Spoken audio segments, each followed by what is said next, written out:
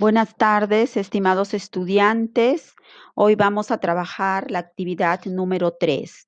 Corresponde a los procesos de la gestión de riesgo de desastre. ¿Cuál es el indicador de logro, para esta actividad? Recuerden que todo tiene un propósito, ¿no? Como ya les vengo diciendo. Entonces, el indicador de logro clasifica los procesos de la gestión de riesgo de desastre para conocer los procesos a seguir ante un posible riesgo de desastre. ¿Qué es la gestión de riesgo de desastre? Es un proceso social cuyo fin último es la prevención, la reducción y el control permanente de los factores de riesgo de desastre en la sociedad, así como la adecuada preparación y respuesta ante situaciones de desastre, ¿no? Considerando las políticas nacionales, con especial énfasis en aquellas relativas a materia económica, ambiental, de seguridad, defensa nacional y territorial de manera sostenible. ¿Qué orienta la gestión de riesgo?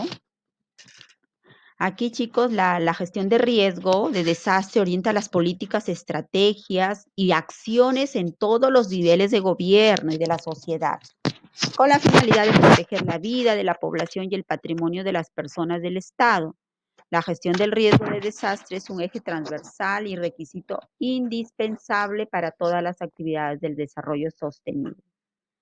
El concepto actual de gestión de riesgo de desastre tiene una concepción un poco ahora más dinámica, más integral, más proactiva, ¿no? Porque ya pues conglomera un conjunto de elementos, medidas y herramientas dirigidas para intervenir eficientemente sobre las condiciones de vulnerabilidad de un grupo social o de varios grupos sociales que pueden interactuar entre sí, ¿no? Entonces, transformando el tradicional ciclo de los desastres en procesos que incorporan todas las etapas del riesgo para prevenirlo, anticipado, la ocurrencia, manifestación del desastre. Veamos ahora los procesos de la gestión de riesgo. ¿Cuáles son los procesos? Tenemos primero la estimación del riesgo. ¿En qué consiste, no? Aquí comprenden las acciones para generar el conocimiento de los peligros, analizar la vulnerabilidad y establecer los niveles de riesgo. Tenemos, por ejemplo, estudios sobre peligro, análisis de vulnerabilidad o niveles de riesgo. 2, tenemos la prevención del riesgo. ¿En qué consiste? Comprende las acciones que se orientan a evitar la generación de nuevos riesgos. Es importante porque permite reducir la generación de nuevos riesgos. Aquí tenemos, por ejemplo, un plan de desarrollo territorial o normas de urbanismo y construcción. Muchas veces hay pobladores que tienen sus viviendas en zonas, pues, ¿no? Que no están, digamos, dentro de las normas establecidas del urbanismo y de construcción, porque son zonas de riesgo. A veces construyen sus viviendas a las riberas del río, por ejemplo, ¿no? Entonces, eso es muy complicado en caso se presente por ejemplo, deslizamientos. Muchas personas o familias han perdido, ¿no? Sus viviendas en situaciones como estas. El tercero, la reducción del riesgo, ¿no? Son acciones orientadas a reducir las vulnerabilidades y riesgos existentes, ¿no? Lo que corresponde también a lo que les decía, ¿no? Ahí vemos, ¿no? Casas que están a la ribera del río. Preparación es la siguiente etapa, ¿no?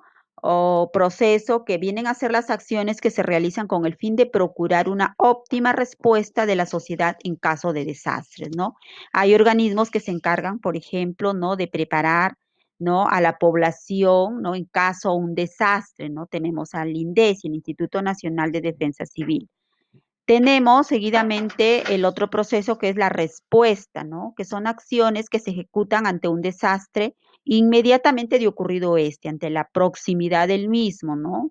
Muchas veces también aquí entra a tallar, por ejemplo, el COE, ¿no? Defensa Civil, que también pues van a estar al tanto o en primera línea para ejecutar estas acciones, ¿no?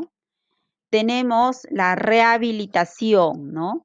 Que son acciones que se realizan para restablecer los servicios básicos indispensables, permitiendo normalizar la actividad en la zona afectada por el desastre, ¿no? Ahí vemos, ¿no? Por ejemplo, hay casos o situaciones donde hubo un desastre, se cortó la luz, la energía, el agua, entonces toda esta etapa es para rehabilitar, ¿no? Para restablecer todos los